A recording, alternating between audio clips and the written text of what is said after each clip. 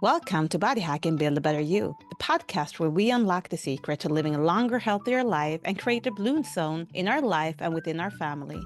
I'm your host, Michaela Morell, and I'm here to provide you with the tools and knowledge to empower you to build a better you, one essential building block at a time. In today's episode, I am giving you an update on my own body hacking journey, and also I'm updating on my mom's health, what is happening to her. But the episode itself is about sleep. If you are struggling with sleep, you're sleeping too little, you're sleeping too much, you know someone that is not sleeping good, well, this episode is for you. Luckily, we are entering a holiday, so you might be able to practice that sleeping right away, or maybe not. But now it's time for the episode.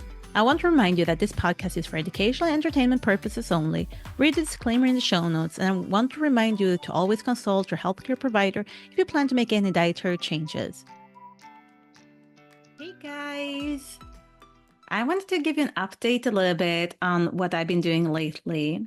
Since I promised you guys that I would take you on the journey of body hacking myself, and I have been on this journey for the past 10 years trying to figure out how to create better circumstances for our body to self-heal. It have actually been a little bit longer than that. It was actually my first pregnancy 13 years ago that put me on this path because my immune system was so bad, and I tried to figure out why, because I was a healthy person, I was eating healthy, and I did everything right. So that's really when my interest started. But I've been digging deeper and deeper and deeper. And right now, I have been on a collagen binge. And I have been using collagen for quite some time because it is one of the most abundant protein in your body. And when we're looking at collagen, it makes up 30% of total protein in your body and 70% of the protein in your skin, making it essential for the structure and elasticity. And I have lots of friends that are starting to investigate Botox and other things to have a youthful appearance. But I started collagen about maybe a year and a half, but I have been a little bit on and off. I haven't really stayed very consistent. And I stayed very consistent for like 3 months, and then I was off for a few months, and then I was on it. So I had been researching and was using one of the collagens I thought was the best because it's so important. It's like the glue that we need in the body.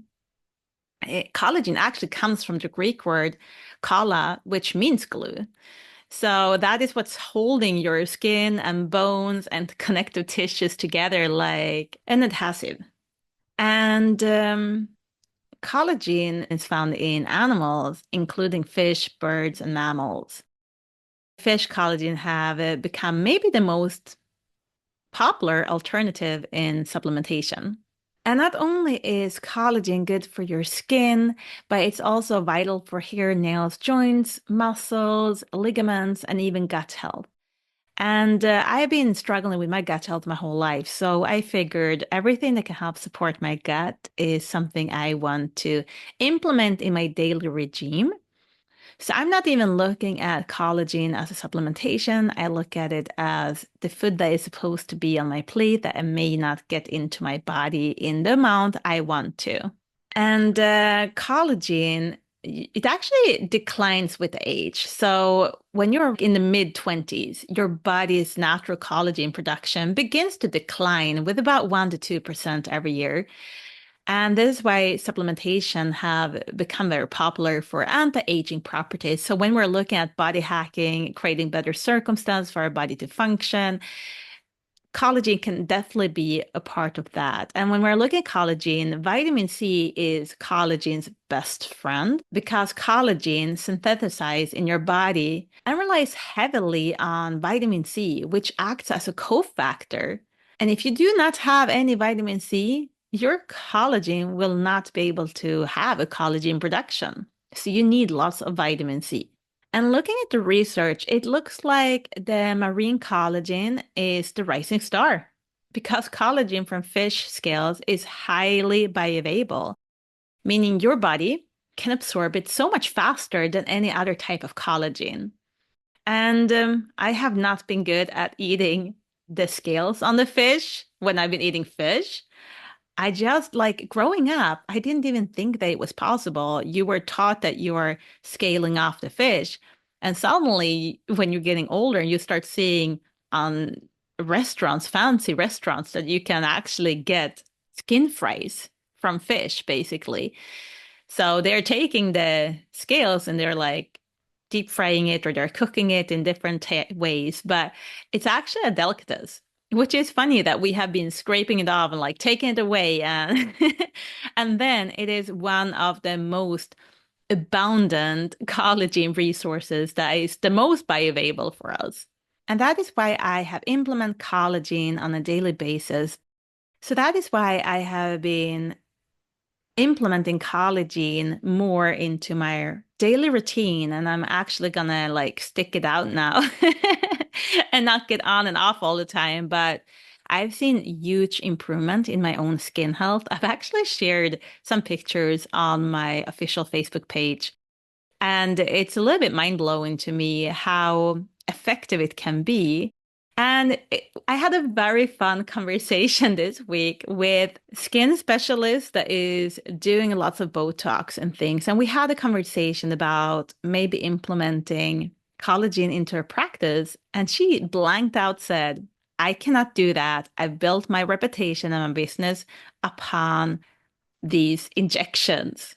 And if I would implement something that works this good after she saw before and after pictures, she's like, I can't implement that into my practice. I would go out of business. So if you guys are out there and want to have a more youthful appearance, it is definitely worth to research collagen. Well, that is one thing I have been doing lately for my body hacking journey, because who doesn't want youthful skin that glows and, yeah, makes you just feel good.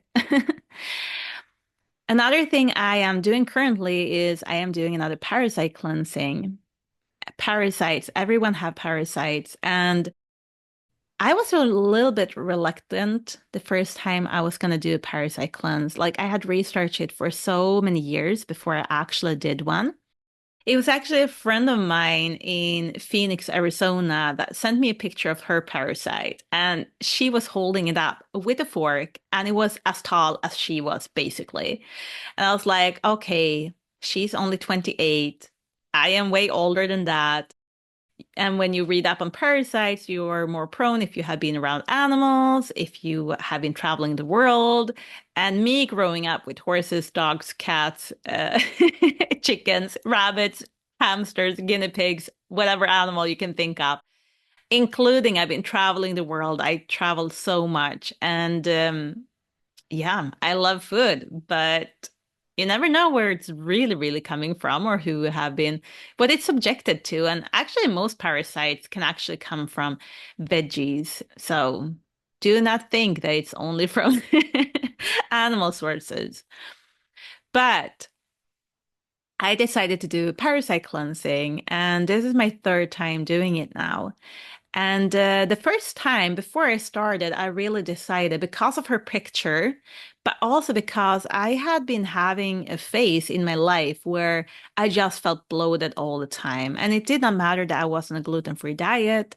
I felt bloated just from eating a banana. I felt pregnant right away. So I definitely had some overgrowth of either parasites or candida or something that was giving me the bloatiness just from having a banana.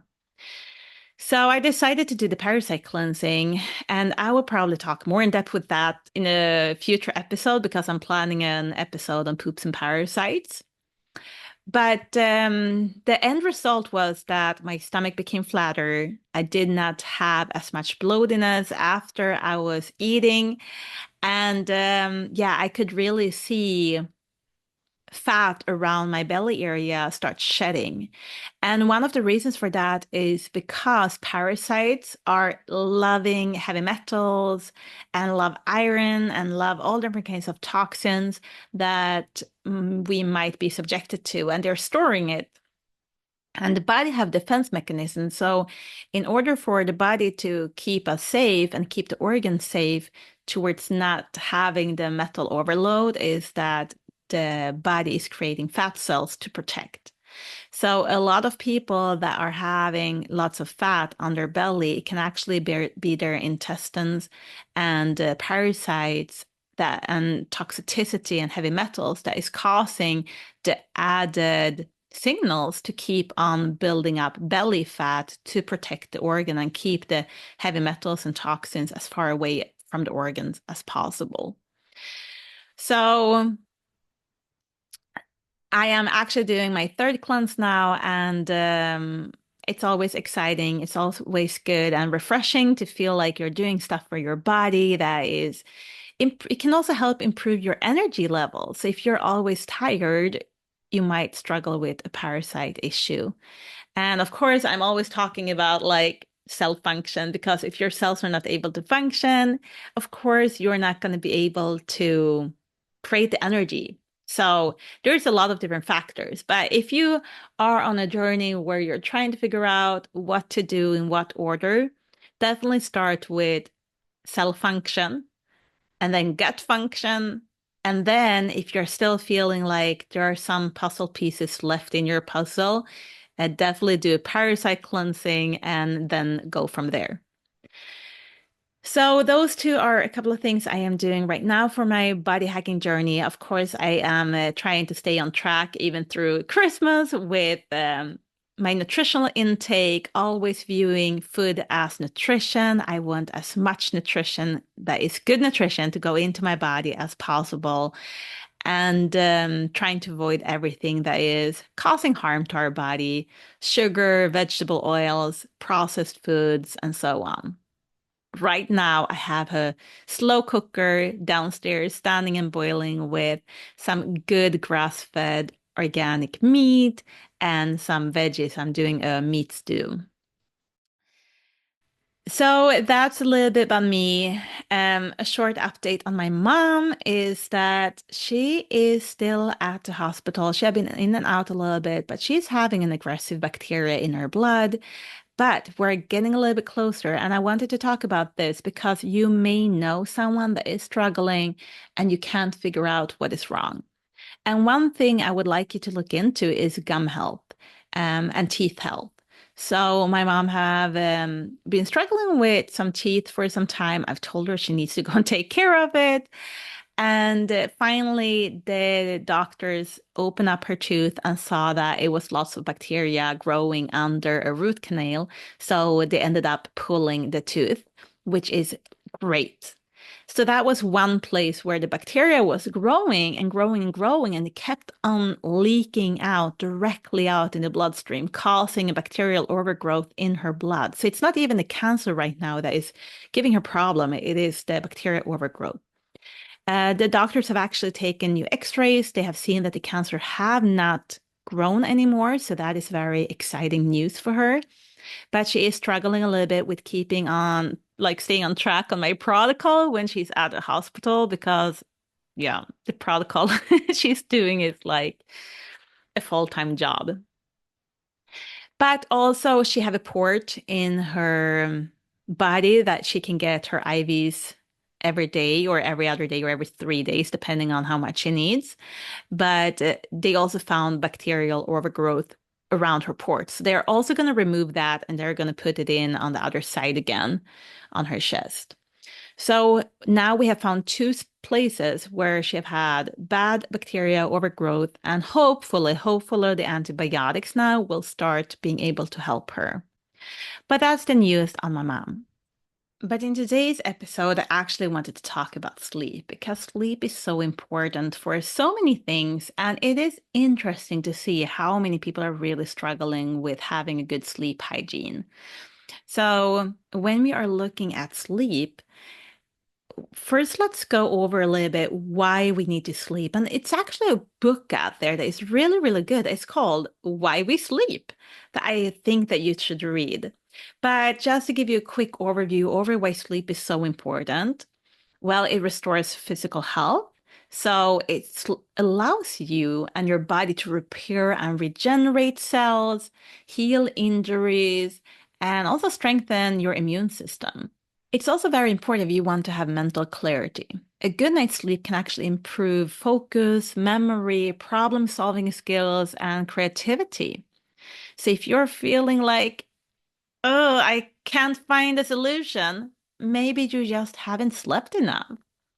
It can support emotional well-being. Sleep helps regulate emotions, reducing stress and the risk of mood disorder like anxiety and depression. So it's very important to sleep. It can also help promote growth and recovery because during deep sleep, your body is releasing some hormones, some growth hormones. And they are crucial for muscle repair, tissue growth, and overall recovery. And when we're talking about body hacking as well, the growth hormone is so important if you're wanting to have a strong body that is appearing as a youthful body. It can also help and strengthen the immune system. Sleep enhances immune function, making it easier for your body to fight off infections and illnesses. There is a reason why when we're sick, everything we just want to do is lay in bed and not do anything. But remember, sleep is important, not only watching TV shows, but yes, we need the sleep. It can also help us balancing hormones because sleep regulates hormones like cortisol. If you don't know what cortisol is, it's the stress hormone. Also, insulin, which affects energy levels, metabolism, and appetite. So, if you are feeling like you're wanting to overeat, it might be also that you're sleep deprived. It can improve heart health. Quality sleep helps regulate blood pressure and also reduces the risk of heart disease and stroke if you have a good night's sleep often, not just once in a while, but if you have a good sleep hygiene. And maybe that is also one of the reasons why so many people that are successful business owners, you can see that often they're sacrificing their sleep, making them prone to have more issues with heart disease and strokes due to the stress maybe that they can't really get rid of because they are always sleep deprived. So if you are an executive out there or a business owner, make sure that you are not compromising on your sleep. So important. It can also help regulate appetite. Sleep impacts hormones like ghrelin and leptin, which both control hunger and fullness. So if you're struggling with your food intake, you feel like you're never full, the first thing you can do is up your protein, but also make sure that you're getting enough of sleep. And it can also actually help you live a little bit longer. And my dad, he loves this excuse because he will eat food and he will go and take a nap every single day. He have been self-employed since he was about 50 years of age. And every day after lunch, he's always going and taking half an hour nap to an hour sometimes. And it have been shown that consistently good sleep have been linked to a longer, healthier life. So yeah, don't underestimate sleep. And if you are someone that needs to perform, it can be singing, it can be an athlete, it can be in your job, it can be in your family. But regardless of what you need to do, you'll be able to have better reaction time and endurance if you're having enough of sleep. Another thing that you may not have paid so much or thought so much about is during the sleep, the brain flushes out toxins and waste products, which may reduce the risk of neurodegenerating diseases. So, sleep actually helps you detoxify the brain. So, from a body hack perspective, sleep might be the most important thing that you can do for your overall health. And since I already talked about collagen today, we also have to mention that sleep can also help with your skin health. Quality sleep actually promotes better circulation and collagen production. So, leading to a healthier, more radiant skin. Maybe that is like, I don't know if you are one of those, but some people are waking up and they're like looking a little bit puffy and having dark circles. Maybe It's a combination of too little sleep, and often I see also too many carbs. So watch out if you are having dark circles. And if we're talking about sleep and our kids, it's so essential for learning. So we need to make sure, we as parents need to make sure our kids are sleeping enough. In order for them to be able to have a long-term memory and having good learning capacity, they need sleep. And the last thing I want to point at here is also how sleep can help you improve your mood and therefore also your relationships with your family, with your kids that are always trying to push our buttons, or our spouses. Um, Having enough of sleep can help you become a better person when we're talking about self-development as well. So it's so important. But what can we do then if we're struggling with sleep? Well, before we can talk about what we can do, it is important to understand what might disturb our sleep. So a couple of things that might disturb our sleep is that we're struggling with inflammation in our brain. That is the first thing. If we're struggling with too much inflammation in our brain, our cell membranes have too many pro versus anti-inflammatory building blocks. The cells are going to be too hard. The nutrients are not able to get in. We're going to produce less energy. And when we're having less energy up in our brain, the function will not function as properly.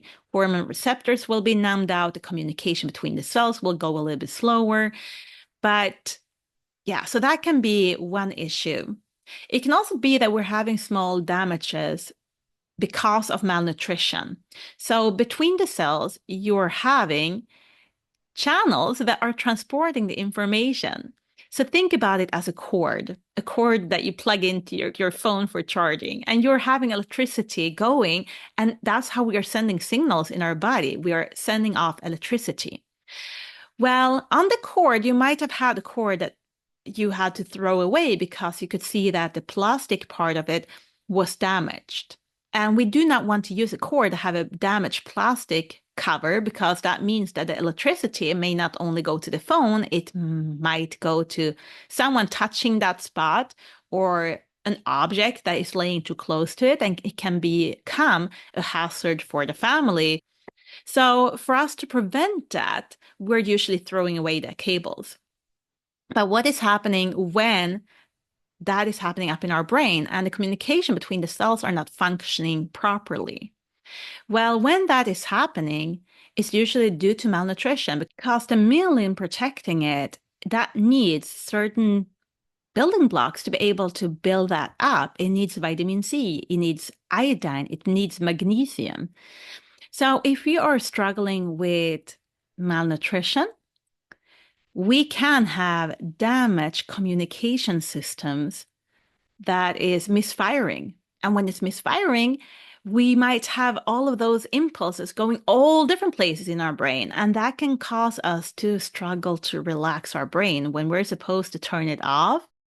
We might have a brain that is just not able to relax. Too many things are happening up there. There's miscommunication, and we just can't turn it off. So if we're struggling with that connections, we might need either supplementation or a diet that is higher in vitamin C, iodine, and magnesium in particular. And then something that can be beneficial to look into as well when we're struggling with sleep is saffron. Saffron is really helping the brain in many different ways. I'm not going to go into detail, but you can just go to Google Scholar again, search on saffron or even Afron. I like the Afron from the saffron. And it helps with mood, anxiety, depression, and so on, according to the science. Actually, you can find a report as well talking about how saffron can help pull out aluminum from our brain, because often we're also having heavy metals up in our brain disturbing. Heavy metals should not be up in our brain, but if we have been growing up using a deodorant that had aluminum, we put it on our armpits and it goes into our body, and it can actually get stored up in our brain, causing also our brain to misfire information and communication.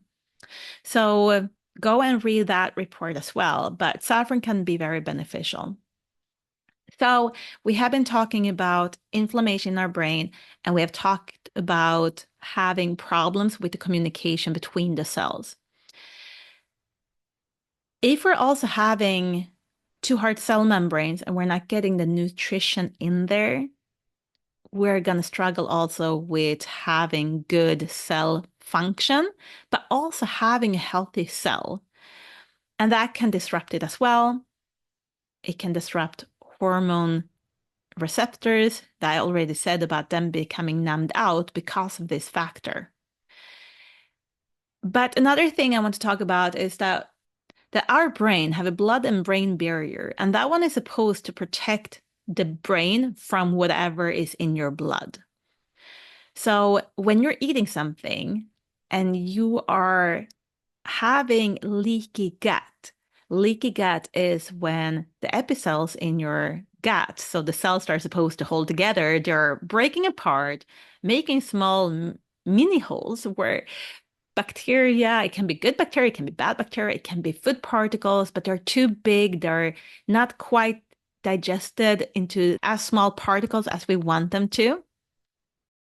And they can be leaking out in our bloodstream. And when that one goes around in our blood, it goes very fast. Like our body is pumping around the blood constantly. So whatever you're eating right now can reach other areas in your body really quick when you're struggling with leaky gut.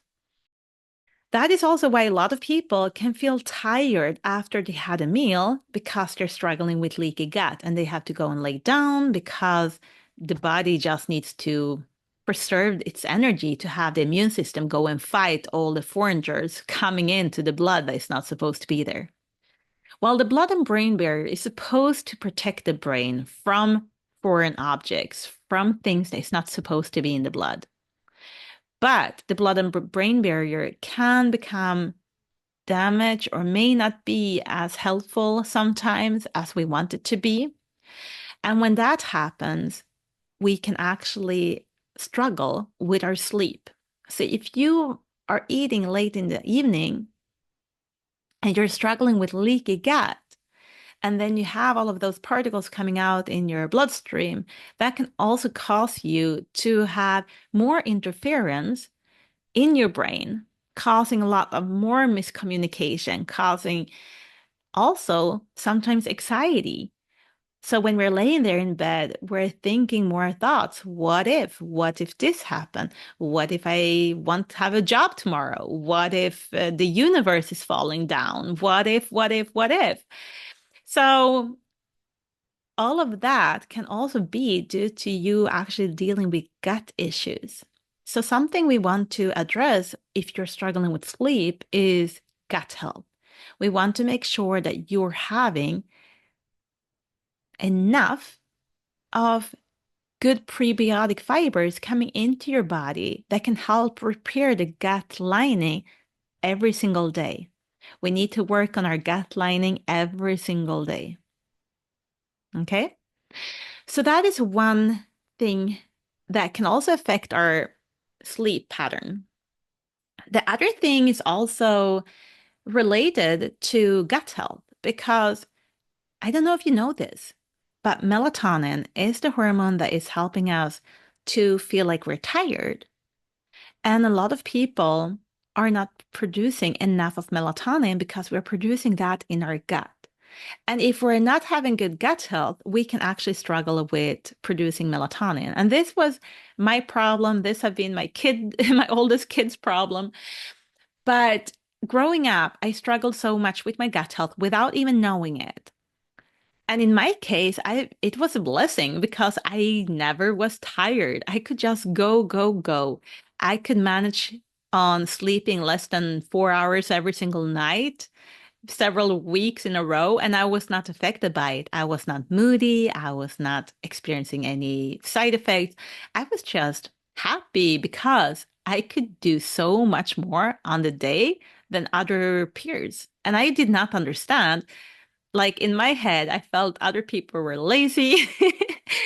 They had excuses for not doing their homework. That was, yeah, it was, it's funny to look back at it. And I did not understand that my health was not optimal. I thought that I was just this super human that could just go, go, go. And eventually, you can't keep on that. So, if you want to stay healthy, if you want to have a healthy body for as long as possible, we need to make sure we have to recognize that maybe this is not so healthy and what can we do about it. So, what I did was I improved my inflammation levels in every single cell. I improved my gut health. And I also started supplementing a little bit more with some saffron, which did amazing things for me when I first started learning more about what I could do. Because I tried so much. I tried even using melatonin, but it did not really help me or work for me. So it is a journey everyone is on. And the right thing for one person doesn't have to be the right thing for the other person because someone might be struggling with leaky gut more and some might be struggling with the miscommunication more. So there are so many different factors that can be disrupting your sleep. Also, if you have bad habits will disrupt your sleep. If you have a high sugar intake, if you are watching television until I mean, it's time to like fall asleep. Your brain will be wired. The blue light will cause you to believe it's in the middle of the day. It will be hard, a lot harder for you. So, a couple of things that is easy for people to do if they want to improve their sleep patterns is turn off the television, maybe at 7, 8 p.m. in the night. And then instead get into habit of reading or listening to an audiobook instead. Another thing is don't eat too late. Maybe create a habit of eating your last meal at 5 or 6 p.m. and don't eat after that. Let your body rest. Let your digestive system rest. When you are sleeping, your digestive system also want to sleep. It doesn't want to keep on working, working, working throughout the night and keep on breaking down food particles. It wants to sleep and it needs to sleep. It also needs to recover. That is why intermittent fasting is so big. But it's something that everyone should do anyway. It shouldn't even need to have a name. We eating and snacking like after 6 p.m. it have it's something that was invented by people that earned a lot of money on not snacking. Oh, just have an extra piece of bread. Oh, have that chips. Oh, just a little bit of popcorn. And then we created a habit of snacking. And now a lot of people are like, I can't go to bed without eating. Well, maybe try to eat more proteins and more fats for your last meal so you stay fuller for a longer period of time. And then maybe it's not a problem to skip the snacks. I do have an episode about kids that snacks. It can be applied to adults too. Go and listen to that if you feel snacking is one of your big issues in life. So now we have covered a lot of different reasons why your sleep might be disturbed. Also, the lack of physical activities. We are humans, and humans were made for moving. And if we're not moving, we're gonna build up the stress, the cortisol in our body. And if we're not moving to release that cortisol, we'll bring that with us when we go to bed. And of course, we will have a brain that is more wired. So it is so important as well with physical activities. So if you're struggling with your sleep pattern, what I would do in what order, here is the list. First of all, I would create habits of walking daily. And for you, it might be in the morning, it might be after lunch, it might be after dinner, it might be the last thing you're doing before you're going to bed. I do not care when you're doing it, but you need to get out and moving. And it's good to have a brisk walk, something that actually releases the cortisol and getting some of the extra energy out of your body so that you can relax. I would actually also implement some breath work. Breath work is so helpful when we're trying to get the body to relax and regulate our nervous system. So just take a few deep breaths.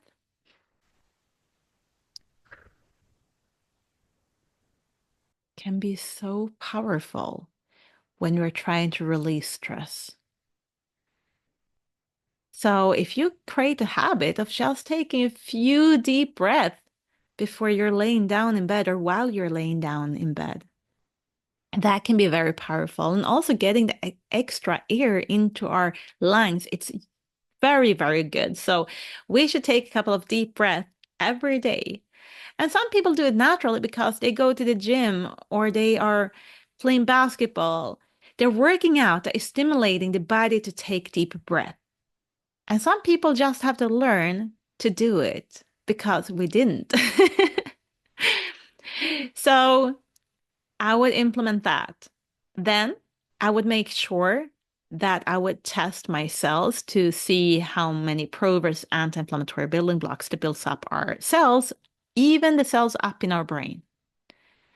Then I would target gut health, making sure that you are doing everything in your power to have a good gut health to promote that. I would make sure you have enough of magnesium, zinc, and iodine for your brain health. That's the minimum.